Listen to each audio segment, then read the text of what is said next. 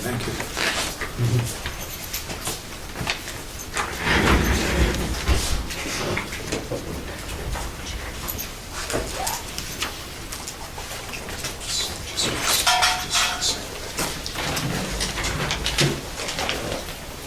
All right, so we're ready to start this appeals meeting.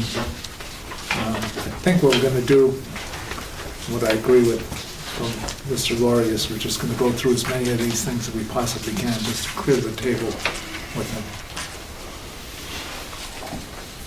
On the agenda, the elect chair shouldn't be on there. That's copied over from the old agenda. I'm sorry.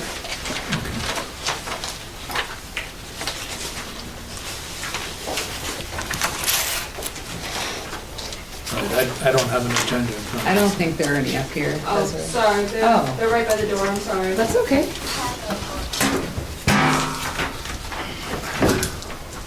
I had a late meeting last night, so I'm not 100% with it. That's all right.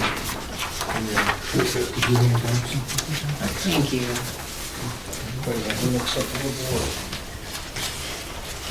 Big slide.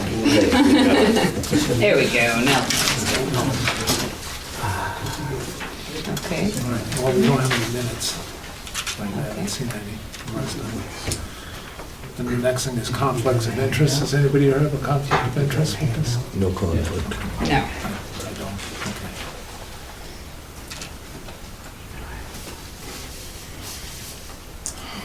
Okay, we're set. I think the first one that we'll go through is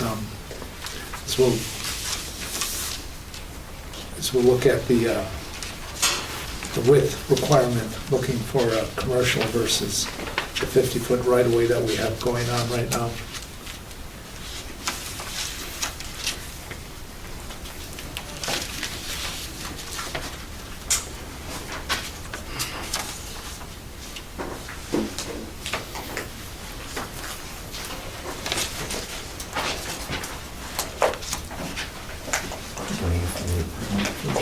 What's that? You need from the appellant first on the chip. Right, Mr. Silk, do you want to Sure. bring that to the details, why we think should be a commercial versus? Sure. Okay, Okay, and I'll just address that first. please. Okay.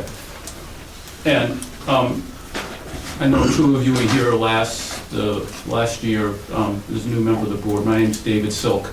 I represent Michael Nelligan. And this is an appeal from a planning board decision that re-examined an issue that this board had asked the planning board to look at again. And that's why we're back here. And the issue the chair has just asked me to address is why we take the position that the planning board erred in approving the application because it didn't show the required access that's needed for commercial use on a rear lot. And so without further ado, I'll just address that issue. And I'm going to give you a handout. And you all have your ordinance in front of you, and these are just sections of the ordinance I'm just going to walk through with you.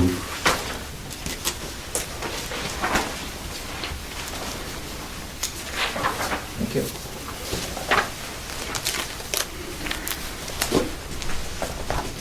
Thank you. So, before you look at what I just handed to you, there's no issue that this is a new commercial use being proposed on 26 Reed Lane. That on 26 Reed Lane there's already an existing use. There's a principal residence on it.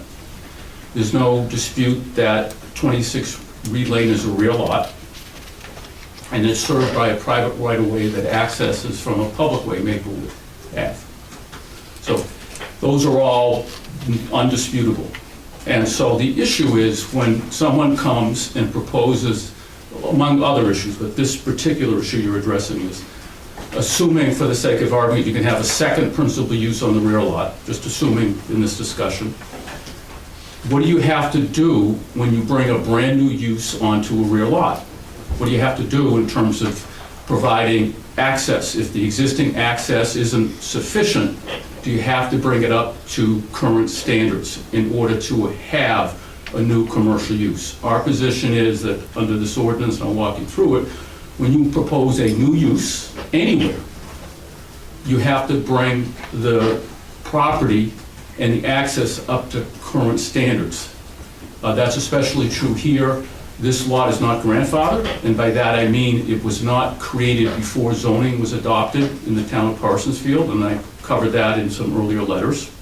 So it's not a grandfathered lot by any means, but even then it's not relevant because it's a brand new use. It's a brand new use. It's a brand new commercial use. So why is it that the planning board erred and didn't require or didn't deny it because it didn't show access by way of a 60-foot right-of-way with 30 feet of improved surface? So on the handout I gave you, and these are just selected copies of the ordinance, on the first page, Article 1, Section 5, talks about conformity required. And it says what I just summarized to you, which says that if you have a brand new use, this ordinance says you got to meet all the standards applicable to that use. And we start with that very fundamental proposition that's not an uncommon provision in zoning ordinance. It says if you have a brand new use, you got to meet all the current standards. All right. So then we go to, if you turn the page, there's a blank page because I'm skipping a page. If you turn it, then you get to page 10 and 11 of the ordinances. And I've highlighted some of the language I want you to look at. So this is a rear lot, but again, we're bringing a brand new use to it. And so this talks about creating a rear lot. Well, you're not here necessarily creating a new lot, but you're bringing a new use to an existing rear lot, so you have to bring all the things associated with that new use up to current standards. And this says, among other things, access road quality, the very bottom. Says if serving up to 2 outbuildings or a single residence with up to 2 outbuildings, the access road must meet the construction requirements for a driveway. So that means if Reed Lane is serving up to 2 outbuildings or a single residence with 2 outbuildings, the access road must meet the construction requirements for a driveway. The access road here already serves 3 residences. There's one that's on Maplewood, but the access comes in from Reed Lane. And there's another residence on the right-hand side as you drive down Reed Lane, owned by, what's the gentleman's name? Mr. Gilbert, Yeah, Mr. Gilbert. I think. Yep. But what's key is the next sentence, the very bottom. It says, if serving a business, and what we have here is a business, right?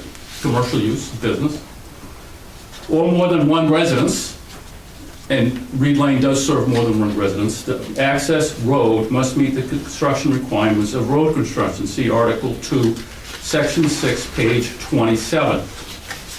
Okay, so if you turn the pages I've given you, I'm giving you Section 6 of Article 2.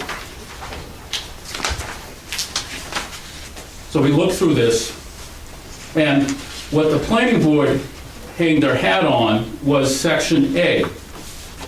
The planning board said, you don't need to meet the commercial use standards here, even though it's a brand new commercial use, because Section 6A3 says, all access roads, new and existing, must be constructed to a minimum width of 12 feet if serving 1 dwelling unit, and 15 feet if serving 2 or more dwelling units. So they pointed to that language, even though we're not talking about serving dwelling units here. We're talking about serving a commercial use or business.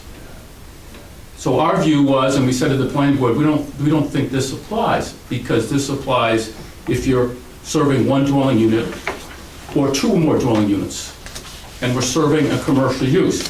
You turn the page, and again, the reference on page 10 and 11 was to say if serving a business, it must meet the construction requirements of Article 2, Section 6, capital N. So if you look to Section 6, capital N, not Section 6, capital A, it says road construction and or acceptance. This section applies to the construction or acceptance of new town roads, streets, ways, or the relocation of major alterations thereof. And this is the construction of of a way, it's made applicable because of the language dealing with a real lot. So this is what the standard is that applies. So you say, okay, what do you have to do if you have a brand new commercial use on a real lot? And you turn the page, and it says minimum right-of-way for an industrial commercial use, 60 and 30. And that's what the ordinance requires. And so, in other words, anyone who is proposing on a real lot to bring in a new commercial use has to meet this standard. And this standard is driven in part by fire codes, life safety codes, dealing with how fire equipment, ambulances, and whatnot access it. And that's the standard. And in the material submitted to you back in June of 2021, the lawyer for the applicant, Mr. Moore, wrote a letter to the planning board and said, in fact, that the commercial standards for a commercial use are 60-30. And she offered a bunch of reasons why this standard shouldn't be applied. All right? Our view is the ordinance says what it says. You have to apply the ordinance the way it said. And the ordinance says 60-30. And therefore, our view is that the planning board erred in approving a site plan that was showing a new commercial use on the rear lot that wasn't accessed by the standards that govern what access is required for a new commercial use. That's our view. And I'm happy to kind of, I think there's a lot of other things. I think it's very simple. I think that's what the ordinance says. This table 5 applies, we're not saying at the subdivision, and they pointed to a table that is applicable to subdivision. It doesn't matter. This is table 5. That's what it says. And what the planning board relied upon again was the standard that was applicable to 2 or more dwelling units. And that doesn't apply here because we don't have 2 or more dwelling units. We have 3 dwelling units, and we have a brand new commercial use. And you know, some of the other reasons offered why the planning board, that's why the planning board did what it did. So I don't have to kind of go through other scenarios why the planning board could have decided it other ways. That's the decision they made when you asked them to clarify their thinking and tell you what they were thinking when they approved it in the first instance. I mean, that's why you sent it back. You looked at it and said, we're not sure this meets the terms of the ordinance, but we're going to send it back to the planning board and have them tell us specifically why they think it meets the terms of the ordinance. And they came back and said it meets the standards for 2 or more dwelling units. And, you know, consistently from day one, the very first meeting on the planning board in this third application, we've taken the position, you know, Reed Lane is a rear lot. It's not grandfathered. It's a brand new commercial use. And if you're going to have a brand new commercial use, you've got to meet all of the standards for a new commercial use, including what the ordinance provides for access. And, you know, this started out as a 1-bay garage. Now it's a 2-bay garage. It's got parking for 10 vehicles. You know, one of the arguments was, well, it's a small mom and pop operation. Why do you need to require 30/60? Well, the ordinance says 30/60, and you don't know what's going to happen in the future. And a lot of the reasons why you have 30/60, again, were for life safety. And this is a situation where this road already serves 3 residences. So, at the end of the day, the ordinance says what it says. And our view is that if you agree with our interpretation or our reading of the ordinance, and we think it's straightforward, then you should grant the appeal and decide that the planning board erred in approving it. You don't necessarily need, Attorney Lowry may advise you otherwise, you don't necessarily need to address all the other issues. And again, when we were here a year ago, you know, you focused on this issue. 2 of you did. You read about it. You understood it, and you kind of said, well, you know, why did the planning board do what they did? You now know what the planning board's reasoning is. And so you have to decide whether an access road designed to serve 2 or more dwelling units can suffice and overcome what the ordinance requires for a new commercial use on a real lot. And that's simply kind of a legal issue looking at the ordinance. And there's other issues floating out there. I'm taking the chair. You asked me just to direct this issue first, and I'll limit my presentation right now to this issue. Okay, good. Well, I see your point and I agree with it, so, Want to hear from the other side or not? yeah, go ahead. Thank you. Attorney Jill Kramer, I represent the applicant, Roger Moreau. Thank you, Attorney Silk. Attorney Silk is representing to you that this is still a rear lot. It's our position, and I believe the planning board adopted it, that this isn't a rear lot anymore. When Mr. Moreau resubmitted his 2021 application, at that point we had increased the size of the right-of-way. And so let me just walk you through our reasoning here. The definition in your ordinance for rear lot. A rear lot is defined as a rear lot lacks frontage that meets size requirements, but is accessible only by a right-of-way that doesn't meet the width requirements. May be used for a single dwelling or other single permitted use, provided that the right-of-way existed at the effective date of this ordinance or amendment, and that a wider right-of-way cannot be negotiated with abutting landowners, and that all other relevant provisions of this ordinance can be met. When we establish the right-of-way, the 50-foot right-of-way, it's shown on the plan that you guys have been provided, the private way plan created by our surveyor, who is here today to answer any questions that you may have as we go along, and of course the applicant, his neighbor Larry Tripp, and his other neighbor Harold Gilbert, all live along the private way known as Reed Lane. The problem before, when we came up here 2 times ago, was that the right-of-way didn't meet the width requirements. The width requirements, minimum width requirements were a 50-foot right-of-way. It's a 50-foot right-of-way.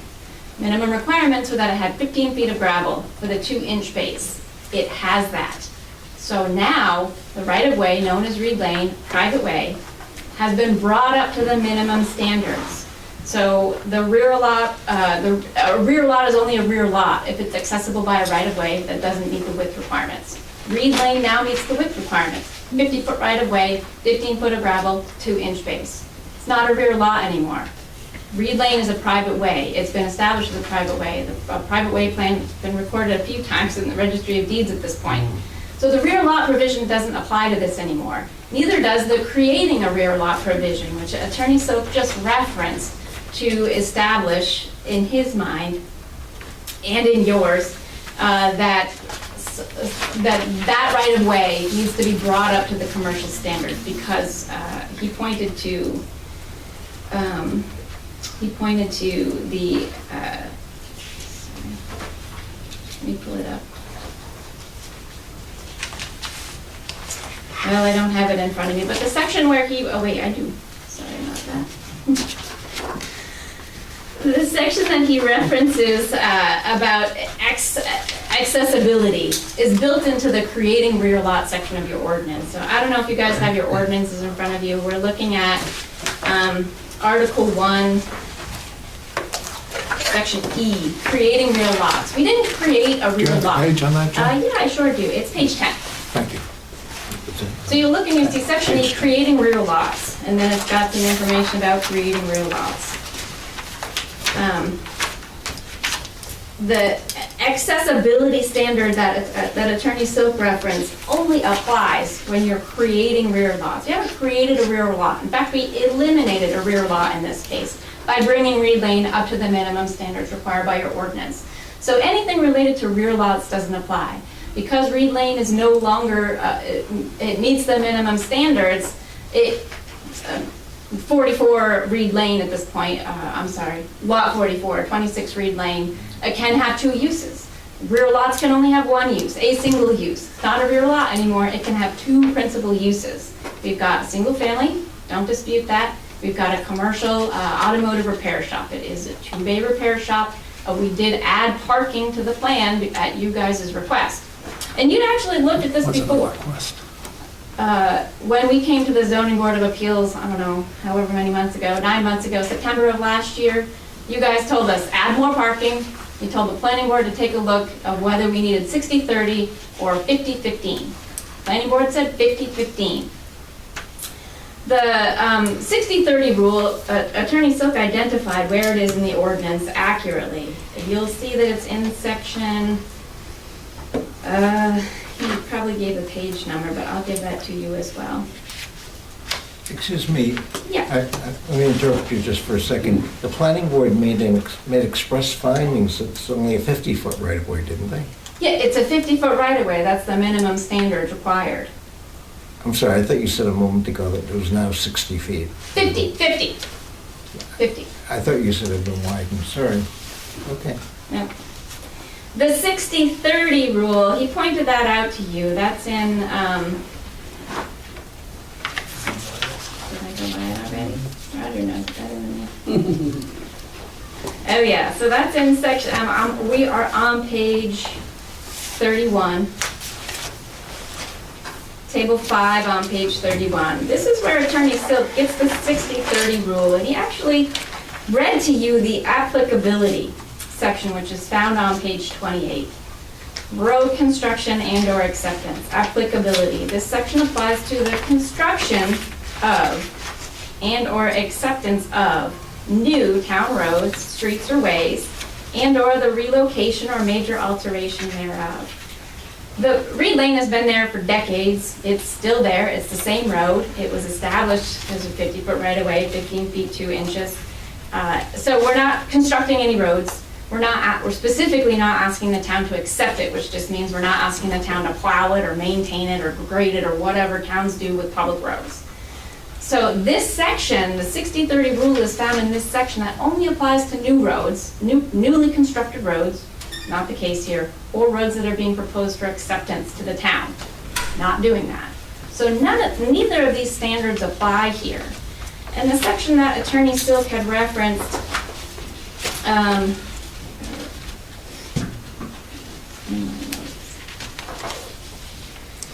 so 60-30 doesn't apply to this project. We're not constructing a road. We're not asking for it to be accepted by the town. So those standards are inapplicable. He's also pointing you to, he's telling you that the planning board erred when it said you only need 50-15. Because he's pointing to section 6, general performance requirements, access to lots. He's telling you that section 6, and let me find that page number for you. I'm pleased that you're all following along.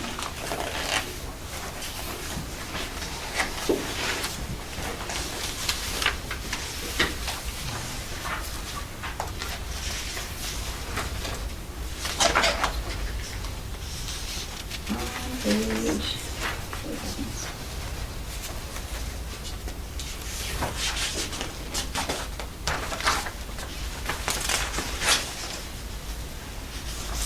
Oh yeah, page 21. General performance standards. That applies to all lots created and all land use activities undertaken. We've got a commercial use here. That's a land use activity that's undertaken where applicable.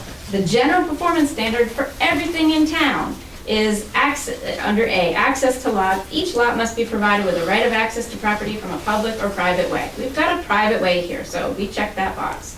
Number 2, and I will say, if you've read the planning board letter of decision, it referenced section 6A 1 through 3.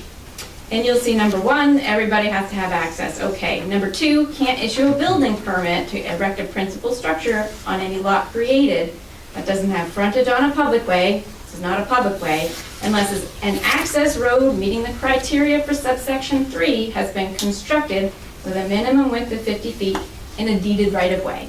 So 1, we've got right of access. 2, we've got a private way that needs to have a minimum access of width of 50 feet within a deeded right-of-way. We have both of those things here. And then 3, Attorney Silk is trying to convince you, well, it doesn't apply because this section 3 only applies to dwelling units. But you'll see that section 2 references section 3 for the minimum standards. And you'll see that section 4 references section 3 for the minimum standards. So this whole section 6, subsection A, has to do with what is the minimum standard no matter what you're doing there, not just dwelling units. If section 2 had a different reference in it, fine, but section 3, that whole section references section 3 for the minimum standards for every land use activity undertaken. It doesn't say just for dwelling units. It says for all land use activities undertaken. So commercial use, we have not disputed that. but the section 3 kind of sets the minimum. And everybody else is like, hey, look at section 3 for the minimum standards for your road. We have that here. So for these 3 reasons, that the 60/30 rule he's pointing to, only applicable in new construction and/or roads that are proposed for acceptance, and that section 3 of 6A, subsection 3 of 6A, sets the bar for everything that you do in town. And, you know, we have resolved the rear lot. That was like 2 appeals ago. It's not a rear lot anymore. So anything that references these rear lot standards, creating a rear lot, inapplicable to this project, because it's not a rear lot anymore. It's got frontage on a private way that meets the minimum standards. So that's our position.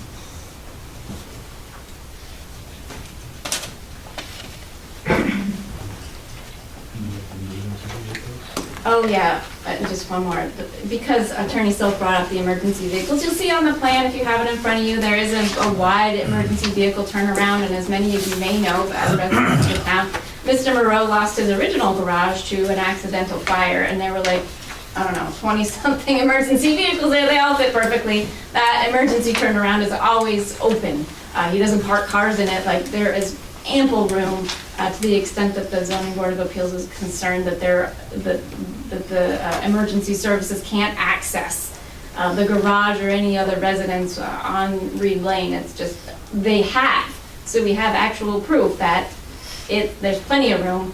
There's plenty of room for emergency vehicles to turn around because they have done so, and that space has remained open since this application was granted. So Thank you. you're going to give Mr. Silk a chance to rebut and then throw it open to the public on this one issue. Okay. You can do it any other way you like, but I'm just, this is a suggestion. That's a good suggestion, thank you. Go ahead, rebuttal. Yeah, I'll be brief. This is, I appreciate you, I hope you had a chance to read everything ahead of time, so this also has some context. When you look at page 10, where it says creating real lots, the one, I guess, the 3rd page that I have in my handout, all right?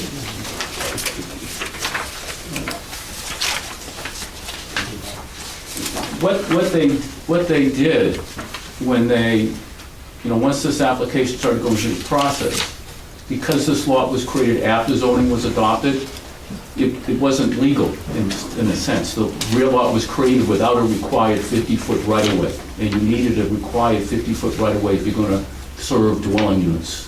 And so when this lot was created in the 1990s, it was one big lot. At some point, the front lot was carved out from the back lot, but that happened in the 1990s after you had a zoning ordinance, and I even put in the record to the planning board the old zoning ordinance. And at the time, it said, well, if you're going to do something like that, you got to have a 50-foot right-of-way. So in your deed, and the deed for the created back then just said a right-of-way, didn't say how wide. Long story short, what they did by creating a 50-foot right-of-way was to make it legal for more than one dwelling unit. And if you look at the very bottom of page 10, it says access road quality. If serving up to 2 outbuildings or a single residence and up to 2 outbuildings, the access road must meet the construction requirements for a driveway. And that's 50 feet. Why? And that's what they did. That's what they did.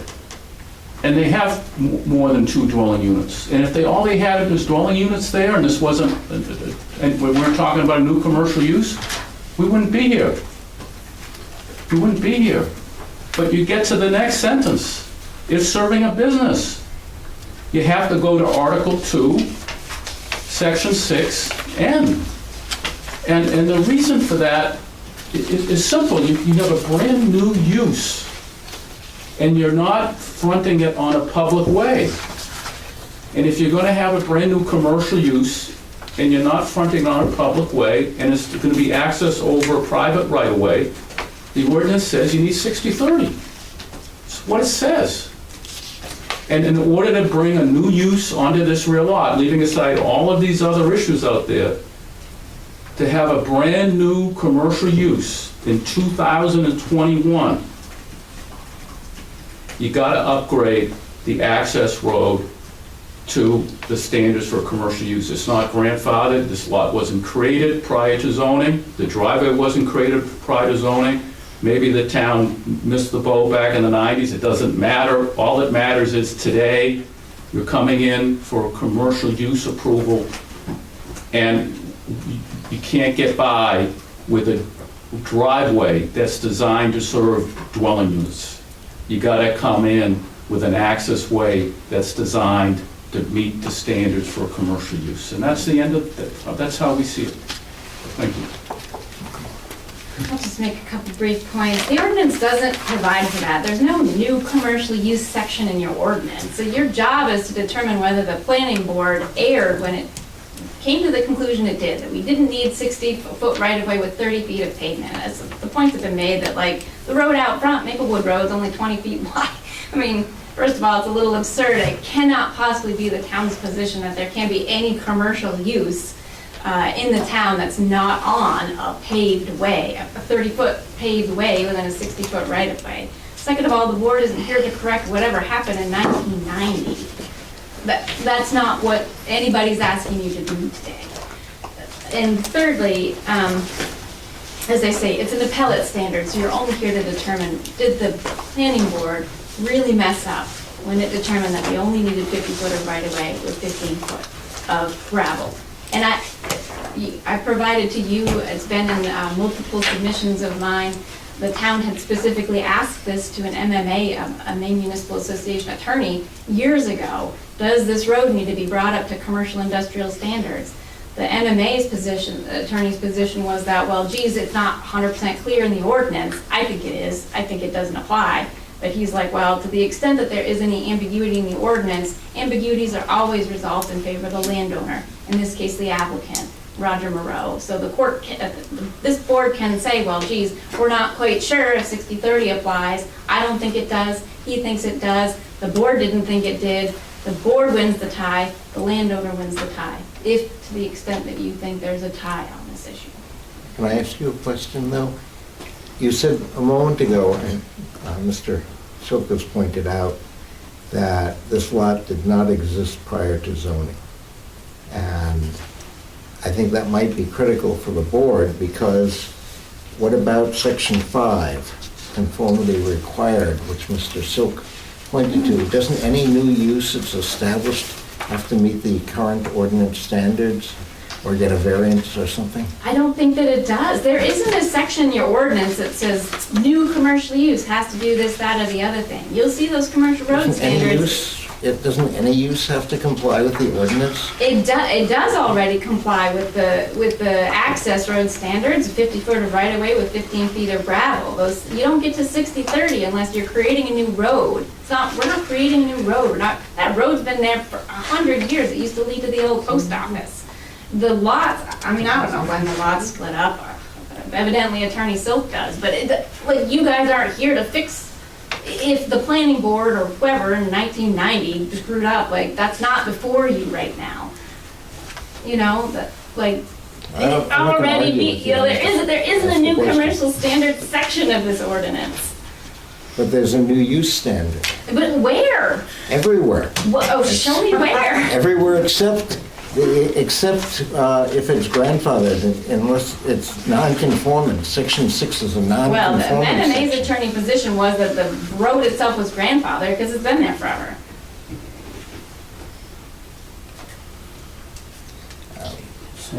I get a sir reply, and then we can hear from the public. Yes, go ahead. So in the letter that Moreau's counsel wrote to the planning board, and it's in your packet, April 21st, 2021, and I cite this in my appeal letter to you, so you've read about it. I just thought I'd read about it. Commercial industrial use standards require 30 feet of pavement on a 60-foot right-of-way. It's in the letter from the applicant to the planning board.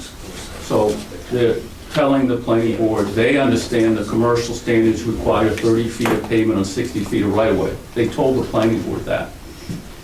And so, you know, if you take a position for the planning board and say something, and then you come here and say something else, you should just be mindful that in front of the planning board, they told the planning board that that's what the commercial standards are. So the notion that there are no commercial standards, we don't know what they are, that, well, they knew what they are. They told the planning board what those standards are.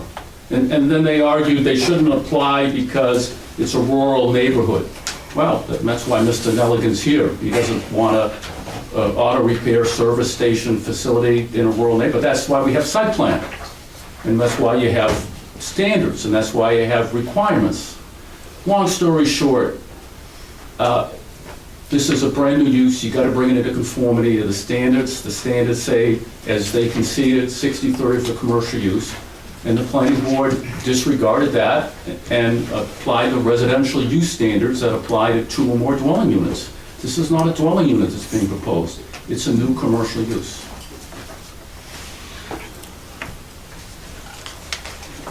My last point is that I never represented that this project needed 60-foot right-of-way with 30 feet of pavement. That's a misstatement. I've addressed it in my correspondence. I'll refer you to that. All right. We'll open it up to the public. Does the public have anything? Any questions? Where's the CEO? You know, I don't know where he is. I don't know if he had to be here or not. There's no questions before him right now, so. Okay, well, I think it all started with the CEO, didn't it, when I'm sorry, can you identify yourself? Yeah, for the my name record? is Jeff Wright. And I was just wondering where the CEO was, because it doesn't seem to be coming to any of the meetings. And this gentleman here who was complaining about the garage brought it up to the CEO, and apparently it was it a legal garage from day one? Because if it wasn't, then there should have been, somebody should have shut it down. And it wasn't shut down, and that's the CEO's job, right? Yeah, that is. Well, fine. That's his job. I know there was a shop in the village, they were gonna charge the guy $250 a day, every day that he violated something. And I was just wondering what the CEO has to say about this whole thing. Yeah, I wouldn't know. Okay, He's got to say. thank you.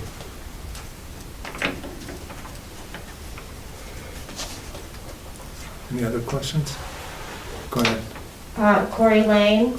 I do not live in Parsonsfield, but I would like to ask permission to. Go ahead. Yeah, certainly. Okay, so I guess I'm confused because when the site walk was done, and the planning board hasn't done another site walk, but they referenced the past site walk. When they did this site walk, I believe it was November 2nd, 2019, they took measurements. And it's public record with Desiree. Measured at 11 feet, the culvert was measured at 12 feet, blah, blah, blah. And then it goes on to say, between the telephone poles, 12 feet, here it was 14 feet, another 14, another 12, and then there's approximately a 10-foot. I guess I was wondering when this road was upgraded to 15 feet. I saw on the site map, the most recent application, it says existing culvert 20 feet, but the planning board measurements were 12 feet. And I believe you'd need a permit to upgrade the culvert more than a certain percent, and I forget that percent, but it would, going from 12 to 20 would require a permit. And I'm just wondering when that was done and upgraded to 20 feet to make everything the 15 they're saying exists. Yeah, I wouldn't know about culvert upgrades, but the site plan's right behind you. Right. I understand the ground truthing measurements are 12 feet on the culvert, down to 10, 11, 14. When was the road upgraded and 2 inches of gravel 15 feet wide? If that's what they're saying, is that what happened? That's not properly before this board, if you're looking for me to answer that question right now. Presumably the surveyor who's here can tell you what it is currently, and maybe he knows the history of it. Yeah. What is the culvert? Well, what I showed on the plan. I'm sorry, can you state your name for the record? Mike Lalonde. I did the plan, so my name's on the plan. Yeah, I measured the gravel to be 15 feet wide, throughout. Some places it was wider. And that was, I believe, the existing length of the culvert before I even started work.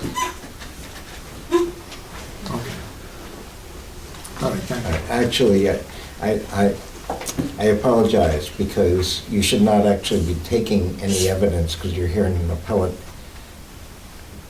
Yeah, I'm sorry, I asked the question, and I shouldn't have, because you're not supposed to take any new evidence at this hearing. Oh, I didn't think there was no evidence.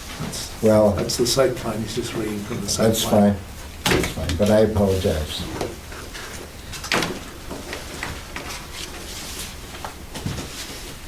There was work done on that road. Gravel brought in. Excuse me, anybody who talks should say their name for the record. Harold Gilbert. I live on Reed. Okay. That road's plenty wide enough, and he did the work on the road. So, Basically keep the road up for all of us. yes, he does. Yeah, okay. I think that was part of the deal, wasn't it? Yeah. Early And on. he did it. Yes, sir.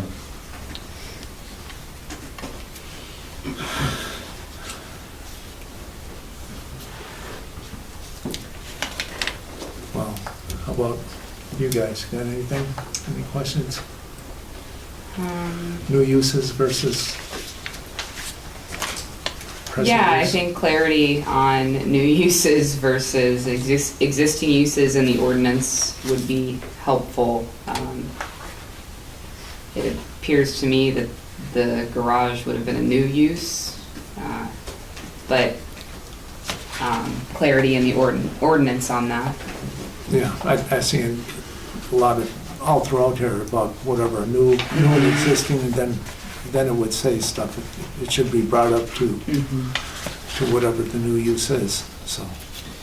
So, do you want to, if there's no more public comment on this item, could move on to the next issue, and then at the end you can, or do you want, would you prefer to do a straw poll on this issue first?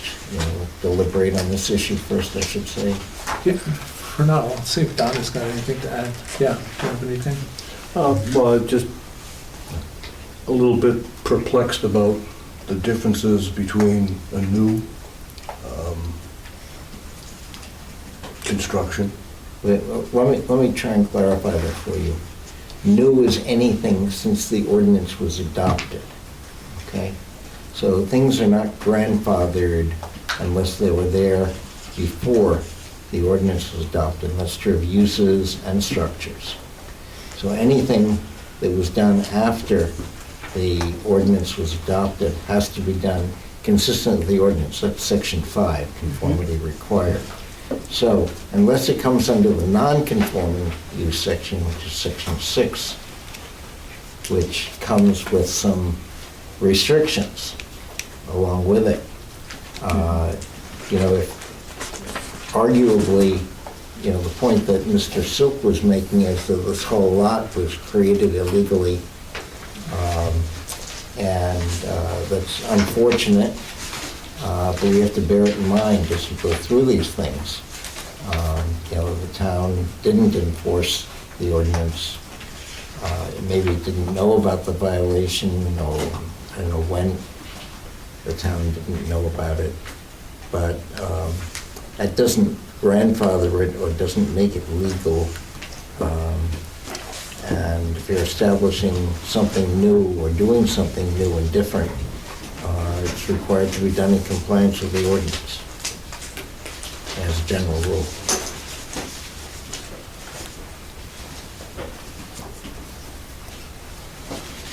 So I have a question. I know somebody, Joe, you had said that this was already figured out, that this isn't a rear lot, but everything I read says that this is a rear lot. How do you figure it isn't a rear lot? Well, maybe I didn't explain that real well, and I'll give it another crack. So, again, I'm using the definition of rear lot that's in your ordinance. And the definition of rear lot reads, What page is it? Please say the page so I can follow. yeah, okay. I think it was page 10. Page 10. Yeah, page 10. So, rear lot definition. That, how to put it, that's not actually a definition, is it? I mean, that's what it says you can do with a rear lot. It's in the non-conforming sections. Says if you have a non-conforming rear lot, this is what happens to it. Well, rear lot isn't in the definition section of your ordinance, so I'm Exactly. referring to where it is explained, right? What makes it a rear lot that lacks frontage, that meets the size requirements. So this rear lot's 12 acres wide, big, it meets the size requirements, no problem. Well, It's accessible only by a right-of-way. We have that here. That doesn't meet the width requirements. And that is where this turns for me. Previously, Attorney Silk had mentioned this, when the right-of-way was deeded, way back whenever it was deeded, it didn't actually have a measurement for the right-of-way. It just said, you get to use this road, here's this right-of-way, relink. Now, it is legally defined in a deed that says this right-of-way is 50 feet. You can see it on the plan. Right, so it's a right-of-way to a rear lot, is what you're telling me. Well, it's not a rear lot anymore because, it's our position that it's not a rear lot anymore because the right-of-way meets the width requirements. This is a private way. I understand that. You can establish road frontage, your ordinance has that in the table on page, if you're looking at page 20. Rear lot, it says right in that section, I was just reading on page 10, lacks frontage. Your own ordinance on page 20 says that a minimum road frontage can be established, I added those words, using a public or private road. This is a private road. You can have frontage on a private road per your ordinance. That makes it have enough road frontage to do whatever you're planning on doing out there. In this case, we've got a private road that's 50 feet wide, with 15 feet of gravel, 2-inch base. So it has road frontage, because your ordinance provides that you can have road frontage on a private road. Okay, thank you. You're welcome.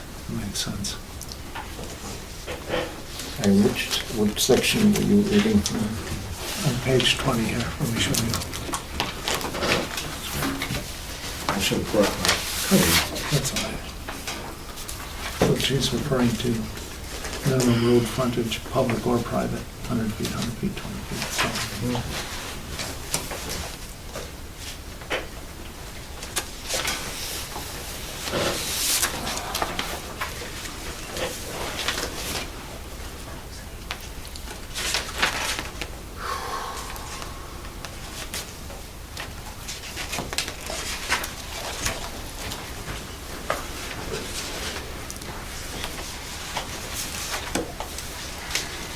Can I address this issue at some point? yes, please. Sure. Got a rebuttal. Two things. One, the planning board already found it was a rear lot. Right, it said it in its second decision, it was a rear lot. And the fact that they brought the right-of-way up to the standard for what was needed for residential access if you had more than 2 dwelling units doesn't change the fact that the planning board said it was a rear lot. And so if they felt the planning board was wrong when the planning board made that decision, this is on the second go-around, they could have asked you to reverse that, or they could have taken it to court, and they didn't. And nothing's changed. It's a rear lot. Second, leaving aside that it's a rear lot, the right-of-way only comes in along the Gilbert property and along the schoolhouse property, and for a little bit of the side of the Moreau property, and then it ends, because once it enters the Moreau property, it's no longer a right-of-way, because Moreau owns both the fee and the right-of-way, and they merge. You can't have a right-of-way over your own property. The right-of-way is for the benefit of somebody else. And so once it enters Moreau's property, there's no right-of-way anymore. You can't count, even though the surveyor shows a driveway going up along here and wants to count that as frontage along the roads or lot. You can't, because you can't have you don't have frontage on your own right-of-way. It's merges with the fee. So the applicant's attorney's incorrect for two reasons. One is, and the only reason they're making this argument is they realize that the commercial use standards are gonna cause this application to be denied. So the argument is, whoa, well, if you need to meet the commercial standards because it's a real lot, now we're gonna say it's not a real lot. So that's where we're going now, just to be clear. We're going down this road saying, well, if we're cornered, we can't get around the fact that you need 60/30 for new commercial use on a real lot, let's not call it a real lot anymore. And again, the problem is the planning board said it was a real lot. Attorney Lowry alluded to that in his memo. And second, I mean, the planning board made no findings and didn't base their decision on this parcel not being a real lot anymore. It did say it's not a real lot, it has the required frontage, so why are we even talking about what an access road is required? Because if you have required frontage, you don't have to talk about an access road. You don't have to talk about it. And the whole premise of what the planning board was doing, answering your question, was what do you need for an access road? Because you don't have frontage, because it's a real lot. And so we're really now going down another rabbit hole because they lost on the real lot issue. They're going to, I think, lose on the commercial standards, and now they want to come back and re-argue and re-fight about whether it was a real lot or not. And the planning board didn't tell you anything about that.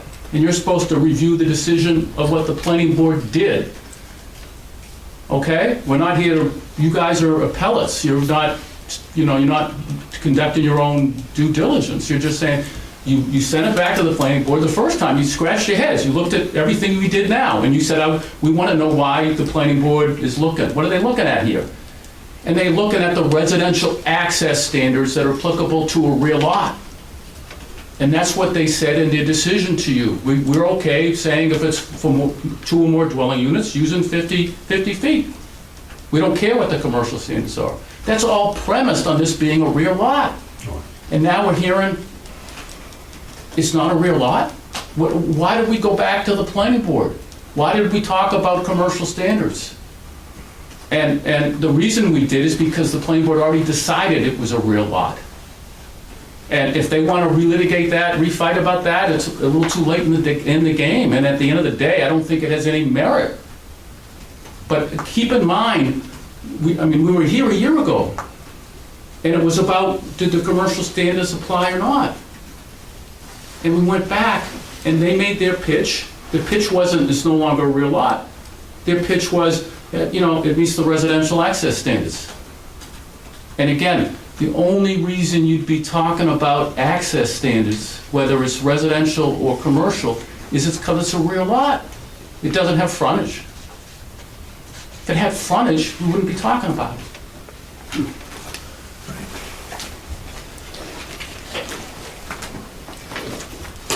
you have a rebuttal to that? Yeah, I can't let that go, to be honest with you.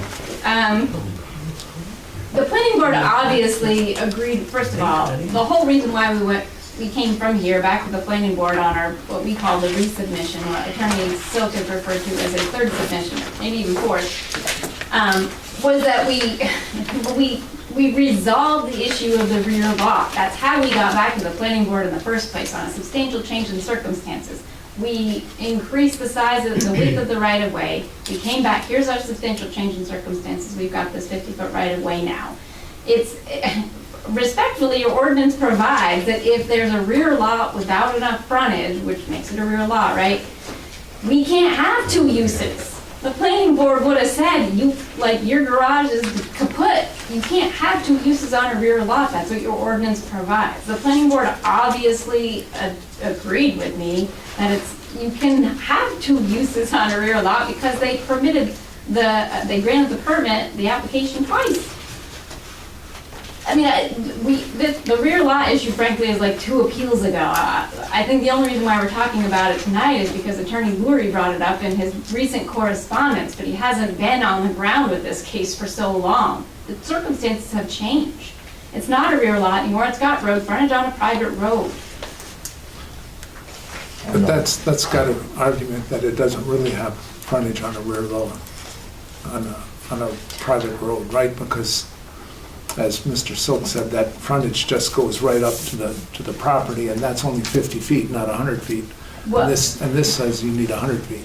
Yeah, I mean, so. So you really don't have There it, so are- it's still a rear lot. but- There are entire tomes, literal tomes, written about rights of way. He's right. You can't have a right of way only over your own property, but this is a private road. He doesn't, I don't know if anybody ever been up Reed Lane, but it's a private road. We're not talking about whether he owns the land that's underneath the road or the land that's beside of the road. That's a little too, I guess you can get advice from your town council about that. It's a really complicated legal issue, but it doesn't really apply here because this is a private road. It provides road frontage for this project. It's not a rear lot anymore because the road has the minimum standards. You've got plenty of road frontage there. I thought I understood what was going on here before when I wrote that memo, but now I'm doubting it because I'm starting to think that this lot, since this lot was never properly created, as a rear lot, I'm not sure. Some of your decisions, when we write it up, may have to be written up in the alternative because of that. You mean another dimension? Another dimension, yeah, because... I don't think this issue is even before this board. I mean, Attorney Silk included a lot of issues in his appeal, but I don't think this was one of them.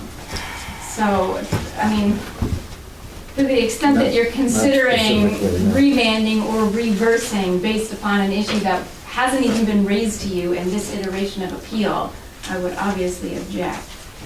Well, I thought that you said that this was a whole new application. I did not say that, Attorney Gordy. I'm sorry, I thought originally you were trying to bring in all of the old stuff as part of the record of this case, were you? That's also not before this board right now, Attorney Gordy.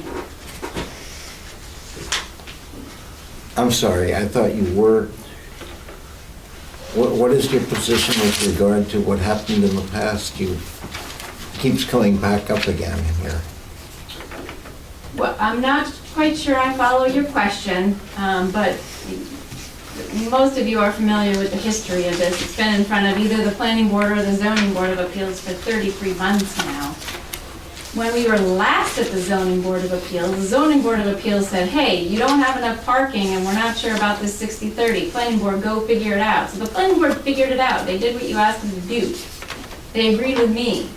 This issue about the law being illegal 30 years ago is not before you now. And Attorney Silk can certainly correct me if I'm wrong, but I don't believe this was an issue that he included in this most recent appeal. That's not correct. One of the issues that the planning board, at least way back at the beginning of this third application, they were directed to ascertaining the nature of the uses, whether this was also a service station or a repair shop, etc.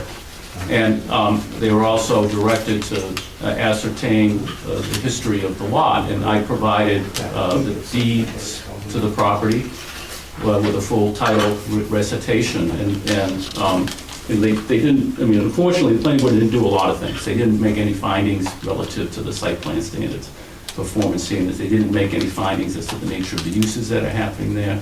They were asked to, Attorney Kramer asked them to make findings, I asked them to make findings, they didn't. And, so this lot, it's uncontradicted in the record that this lot was created after zoning was established. And I put the old zoning ordinance in it as well, and the deeds that's showing all the divisions and everything else. It's uncontradicted, so that wasn't disputed. And so the lot, when it was created, was illegal because it didn't provide the access then required at the time it was created. And at the time, it was required to have a 50-foot right-of-way if it was serving one or more dwelling units, and it didn't.